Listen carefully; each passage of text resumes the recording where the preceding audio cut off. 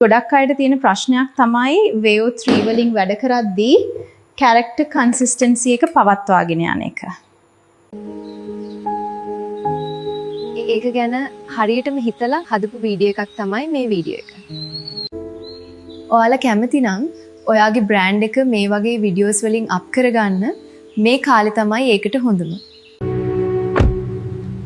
හරි මම දැන් පොඩි බඩු වගේක් ගන්න ඕන නිසා සුපර් මාකට් එකට යන්න හදන්නේ. එහෙනම් අපි යමු. මේකයි වැඩේ. හරිද? අද මාව දාලා අම්මලා පොඩි ගමනක් ගියානේ. මම පොඩි පාටියක් දාන්න හදන්නේ. හරි මම සුපර් මාකට් එකට ඇවිල්ලා ඉන්නේ. අපි මොනවා හරි ගමු. එන්න අපි යමු. මට මුලින්ම ගන්න ඕනේ චාකෝල් පැක් එකක්. අද මම බාබකිව් එකක් දාන්න හදන්නේ. මගේ මතකේ හරිනම් චාකෝල් තියෙන්න ඕනේ මේ හරියේ. මේ තියෙන. අපි දැන් යමු චිකන් ගන්න.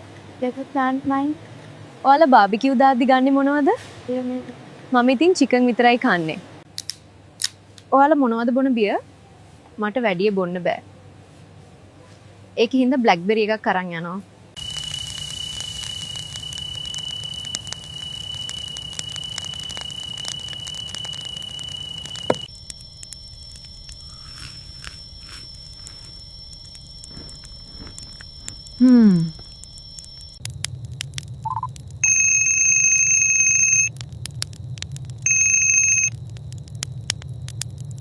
ලීලා ඔබේ පවුල ගියපු වාහනයට අනතුරක් සිදු වී තිබේ.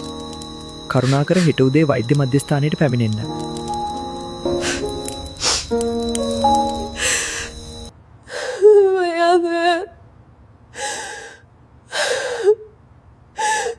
අනේ ඔයාලට මොකද උනේ?